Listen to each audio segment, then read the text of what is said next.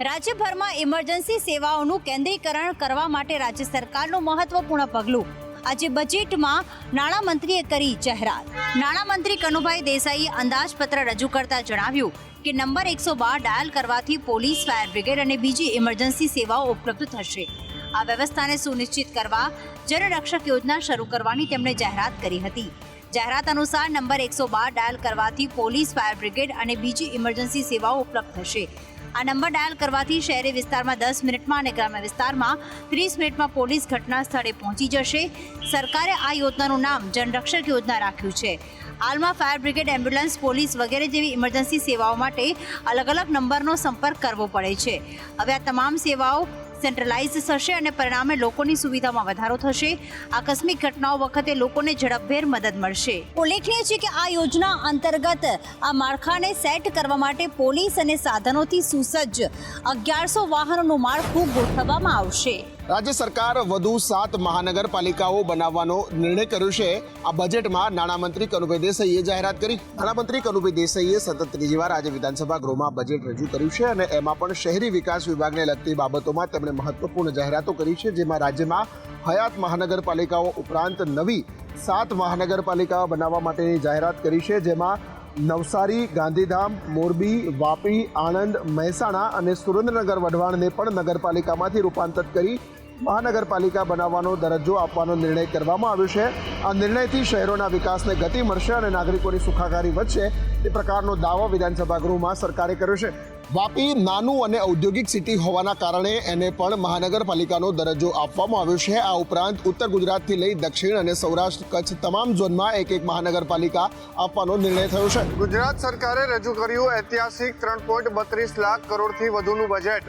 અમદાવાદને પણ ટક્કર મારે તેવો રિવરફ્રન્ટ ગાંધીનગરમાં આકાર પામશે। ગુજરાત સરકારે અત્યાર સુધીનું સૌથી વધુ વિક્રમજનક બજેટ રજૂ કર્યું છે। ગુજરાત સરકારના અંદાજપત્રમાં 2024માં અનેક યોજનાઓ અને વિકાસ કાર્યો માટે મોટી રકમની જોગવાઈ કરવામાં આવી છે। જણાવી દઈએ કે ગુજરાતના મહત્વાકાંક્ષી પ્રોજેક્ટ એવા રિવરફ્રન્ટ માટે ખાસ નાણાંની ફાળવણી કરવામાં આવી છે। અમદાવાદના રિવરફ્રન્ટને ટક્કર મારે ગાંધીનગરનો રિવરફ્રન્ટ બનાવવામાં આવશે। ગાંધીનગરમાં ગિફ્ટ સિટી નજીક સાબરમતી રિવરફ્રન્ટ વિકાસ માટે ખાસ જોગવાઈ કરવામાં આવી છે। ગિફ્ટ સિટી દુનિયાભરમાં રોકાણકારોનું કેન્દ્ર બને તે માટે તેનો વિકાસ કરવામાં આવી રહ્યો છે, ત્યારે હવે તેમાં વધુ એક મોટો આકર્ષણનો ઉમેરો થાય તે માટે રિવરફ્રન્ટનો વિકાસ કરવામાં આવશે। આપને જણાવી દઈએ કે ગાંધીનગરના ગિફ્ટ સિટી સ્થિત રિવરફ્રન્ટના વિકાસ માટે બજેટમાં 100 કરોડની જોગવાઈ કરવામાં આવી છે। દુનિયાભરના રોકાણકારો માટે હબ બની ગયેલા ગિફ્ટ સિટીમાં હવે અંદાજપત્રમાં એક ખાસ જોગવાઈ કરવામાં આવી છે। હવે આગામી દિવસોમાં ગિફ્ટ સિટીમાં ફિનટેક હબ બનશે। રાજ્ય સરકારના નાણામંત્રી કનુ દેસાઈએ આજે રજૂ કરેલા ગુજરાત સરકારના ઐતિહાસિક અંદાજપત્રમાં અનેક વિકાસ કાર્યોની જાહેરાત કરી છે।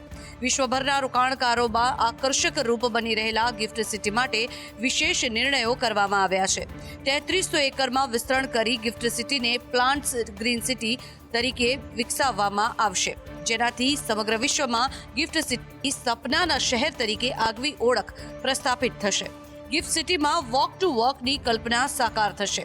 વિકાસ કાર્યોમાં 4.5 કિલોમીટર લાંબો રિવરફ્રન્ટ, રિક્રિએશન ઝોન, આરોગ્યલક્ષી સવલતો અને મેટ્રો કનેક્ટિવિટી તથા સેન્ટ્રલ પાર્કની સુવિધાઓનો પણ સમાવેશ થશે। હવે ગિફ્ટ સિટીમાં ફનટેક હબનું નિર્માણ કરવાનો નિર્ણય કરવામાં આવ્યો છે। ઉલ્લેખનીય છે કે ગિફ્ટ સિટીમાં ફિનટેક હબ બનાવવા માટે થઈને રાજ્ય સરકાર તરફથી 52 કરોડની જોગવાઈ કરવામાં આવી છે। રાજ્ય સરકારે લોકસભા ચૂંટણી પહેલા 3.32 લાખ કરોડનું બજેટ રજૂ કર્યું છે, જેમાં સરકાર દ્વારા નમો સરસ્વતી યોજનાની જાહેરાત કરાઈ છે। રાજ્ય સરકાર દ્વારા આજે જગ્ગી બજેટ રજૂ કરવામાં આવ્યું છે, જેમાં શિક્ષણ ક્ષેત્રે અનેક જાહેરાતો કરવામાં આવી છે, જેમાં નમોના નામે 3 યોજના જાહેર કરી। તે પૈકી એક નમો સરસ્વતી યોજના છે। વિજ્ઞાન પ્રવાહને પ્રોત્સાહન આપવા માટે આ યોજના સરકાર દ્વારા અમલી બનાવવામાં આવશે, જેમાં ધોરણ 11 માટે 10,000 તો ધોરણ 12માં અભ્યાસ કરતા વિદ્યાર્થીઓને સરકાર દ્વારા 15,000ની સહાય આપવામાં આવશે। જેના માટે સરકાર દ્વારા કુલ 400 કરોડની જોગવાઈ કરાઈ છે. મળવાપાત્ર હશે તેવા વિદ્યાર્થીઓને સરકાર આ યોજના હેઠળ સહાય કરશે. ત્યારે વિપક્ષી ધારાસભ્યો દ્વારા આ યોજનાને ચૂંટણીલક્ષી યોજના ગણાવી સરકાર પર પ્રહાર કરી રહી છે. નાણામંત્રી કનુ દેસાઈએ ગુજરાતનું બજેટ આજે રજૂ કર્યું હતું, જેમાં નમો સરસ્વતી યોજના અને જૂના વાહનોને સ્કેપમાં મોકલવા સહિતની યોજનાઓને અમલમાં મૂકવામાં આવી છે. આજે ગુજરાતનું બજેટ રજૂ થયું છે ત્યારે નાણામંત્રી Kanu Desai black and gold કલરની બ્રીફકેસ સાથે વિધાનસભા પહોંચ્યા હતા. ગુજરાતનું આ વર્ષના બજેટનું કદ 3,32,465 કરોડનું છે. નવસારી, ગાંધીધામ, મોરબી, વાપી, આણંદ, મહેસાણા, સુરેન્દ્રનગર, વઢવાણને મહાનગરપાલિકાનો દરજ્જો આપવામાં આવશે. કનુભાઈએ જણાવ્યું હતું કે અમારા માટે, સરકાર માટે સુશાસન એટલે રામ રાજ્ય. રાજ્યમાં નવી 2500 બસ શરૂ કરવામાં આવશે. 2047 સુધી ગુજરાતની અર્થવ્યવસ્થા $0.28 ટ્રિલિયન થી $3.5 ટ્રિલિયન કરવાનો લક્ષ્ય છે. 2000 વાહન માલિકોને 700 કરોડની રાહત થશે. 8 વર્ષથી જૂના વાહનો સ્ક્રેપમાં મોકલવામાં આવશે તો વાહન વેરો, વ્યાજ દંડ અને મોટર વ્હીકલ એક્ટ હેઠળ માફી યોજના લાગુ કરવામાં આવશે. નમો સરસ્વતી યોજનામાં સાયન્સમાં અભ્યાસ કરતી ગરીબ અને મધ્યમ વર્ગની દીકરીઓને ધોરણ 11માં 10,000 અને ધોરણ 12માં 15,000 સહાય આપવામાં આવશે. રાજ્યના પૂર્વ નાણામંત્રી વજુભાઈ વાળાએ આ બજેટને આવકાર્યું છે. તેમણે કહ્યું છે કે તમામ ક્ષેત્ર માટે આ બજેટમાં પૂરતી જોગવાઈ કરવામાં આવી છે. રાજ્યના પૂર્વ નાણામંત્રી વજુભાઈ વાળાએ બજેટને આવકારતા કહ્યું કે અત્યાર સુધીનું સૌથી મોટું બજેટ રજૂ કરાયું છે. તેમણે જણાવ્યું કે મહત્વનું છે કે સૌથી વધુ રકમ એજ્યુકેશન પાછળ ફાળવવામાં આવી છે. આ બજેટમાં શિક્ષણને સૌથી વધુ પ્રાધાન્ય આપવામાં આવ્યું છે. સાથે જ ગુજરાતમાં ઉદ્યોગોનો વિકાસ થાય તેવી બજેટમાં જોગવાઈ કરવામાં આવી છે, જે આવકારદાયક છે. રાજ્યના દરેક લોકોને ઘરનું ઘર મળે તેવી પણ જોગવાઈ કરવામાં આવી છે. તો ખેડૂતો માટે પણ અંદાજપત્રમાં પૂરતું ધ્યાન આપવામાં આવ્યું છે. ખેડૂત બિચારોને બાપલો ન રહે તે માટે પૂરતી જોગવાઈ કરવામાં આવી છે. તેમણે કહ્યું કે શિક્ષણ, ઉદ્યોગો, એગ્રીકલ્ચર બધું સમાવિષ્ટ કરતું આ બજેટ છે. ઉલ્લેખનીય છે કે વિકાસની દ્રષ્ટિએ કેન્દ્ર સરકારને અનુસરતું આ બજેટ હોવાનું જણાવી પૂર્વ નાણામંત્રીએ આ બજેટને આવકાર આપ્યો છે. ગુજરાતના 2024-25ના બજેટમાં અયોધ્યાને પ્રાધાન્ય આપવામાં આવ્યું છે. અયોધ્યામાં ગુજરાતી યાત્રીઓ જશે તેમના માટે ભવન બનાવવા માટેની જમીન મેળવી લેવામાં આવી છે. આ અંદાજપત્રમાં કરાયેલી જાહેરાત અનુસાર ગુજરાત યાત્રી નિવાસ માટે 10 કરોડ રૂપિયાની જોગવાઈ કરવામાં આવી છે, જેનાથી અનેક ગુજરાતી પ્રવાસીઓને મોટો ફાયદો થશે. આ સિવાય પ્રવાસી યાત્રીઓ માટે અનેક મોટા શહેરોથી ડાયરેક્ટ ફ્લાઇટની પણ વ્યવસ્થા કરવામાં આવી છે. હાલમાં અયોધ્યા માટે ભારતીય રેલવે દ્વારા સ્પેશિયલ ટ્રેન દોડાવવામાં આવી રહી છે.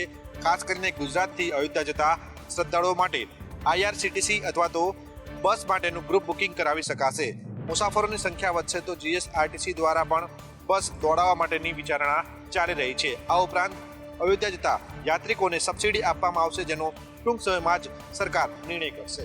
પ્રભુ શ્રીરામના દર્શન માટે લોકોમાં વધી રહેલા ઉત્સાહને જોઈને રાજ્ય સરકાર તેમજ કેન્દ્ર સરકાર વિવિધ વ્યવસ્થા કરી રહી છે. રાજ્યમાં આગામી 3 દિવસ બેવડી ઋતુનો અનુભવ થશે. હવામાન વિભાગના જણાવ્યા અનુસાર પવનની દિશા બદલાતા વાતાવરણ બદલાયું છે. રાજ્યમાં છેલ્લા કેટલાક દિવસોથી રાત્રે અને વહેલી સવારે ઠંડીનો ચમકારો અનુભવાય છે, તો બપોરના સમય દરમિયાન ગરમીનું પ્રમાણ વધી જતું અનુભવાઈ રહ્યું છે. મિશ્રિત ઋતુ હોય તેવા વાતાવરણ વચ્ચે ઠંડી અને ગરમીનો લોકો અનુભવ કરી રહ્યા છે. ત્યારે હવામાન વિભાગ દ્વારા આ અંગે આગાહી કરવામાં આવી છે. હવામાન વિભાગની આગાહી અનુસાર રાજ્યમાં આગામી 5 દિવસ ઠંડીની અસર નહિવત જોવા મળશે. હજુ 3 દિવસ સુધી બેવડી ઋતુની અસર રહેશે. રાજ્યના અનેક વિસ્તારોમાં 15 ડિગ્રીથી વધુ લઘુત્તમ તાપમાન રહેશે. પવનની દિશા બદલાવાને કારણે સવારે ધૂંધળું વાતાવરણ રહેશે. આ બાદ વાતાવરણમાં પલટો આવી શકે છે અને ધીમે ધીમે ગરમીનું પ્રમાણ વધી શકે છે. ઉલ્લેખનીય છે કે બેવડી ઋતુના કારણે શરદી, તાવ જેવી બીમારીઓ ઉછાળો મારી શકે છે. વડોદરાના હરણી તળાવ દુર્ઘટના મામલે મોટો ઘટસ્ફોટ થયો છે.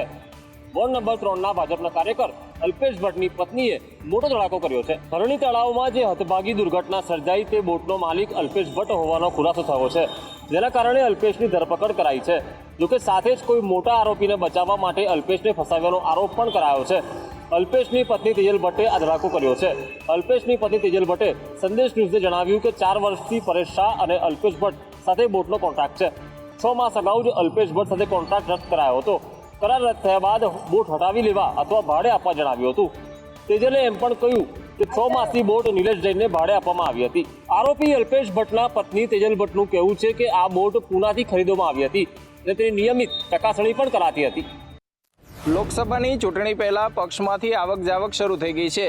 ત્યારે રાજકોટ ભાજપના સંગઠનમાં ભરતી મેળો જોવા મળી રહ્યો છે. લોકસભાની ચૂંટણી પહેલા જ પક્ષોમાંથી આવક જાવક શરૂ થઈ ગઈ છે. તાજેતરમાં જ આમ આદમી પાર્ટીને મોટો ઝટકો લાગ્યો છે, ત્યારે રાજકોટમાં ભાજપે ભરતી મેળો શરૂ કર્યો છે। રાજકોટ શહેર ભાજપ કાર્યાલય ખાતે મોટી સંખ્યામાં મહિલાઓએ કેસરીઓ ધારણ કર્યો હતો। 2024માં ભાજપને જંગી જીત અપાવવાનો હુંકાર કર્યો હતો। ઉલ્લેખનીય છે કે ક્ષત્રિય સમાજ અને કરણી સેનાની 200થી વધુ મહિલા આગેવાનોએ ભાજપમાં જોડાવાનું એલાન કર્યું અને ભાજપનો કેસરીયો ખેસ ધારણ કર્યો હતો। ગુજરાત પ્રદેશ ભાજપના ઉપાધ્યક્ષ ડોક્ટર ભરત બોગરાએ તમામ મહિલાઓને આવકાર આપ્યો હતો। ઉલ્લેખનીય છે કે કાર્યક્રમમાં ભાજપ શહેર પ્રમુખ અને અનેક આગેવાનો હાજર રહ્યા હતા। લોકસભાની ચૂંટણી પહેલા ભાજપના મહિલા સંગઠનને મજબૂત કરવા માટે મહિલા આગેવાનોને ભાજપમાં જોડવામાં આવી રહ્યા છે।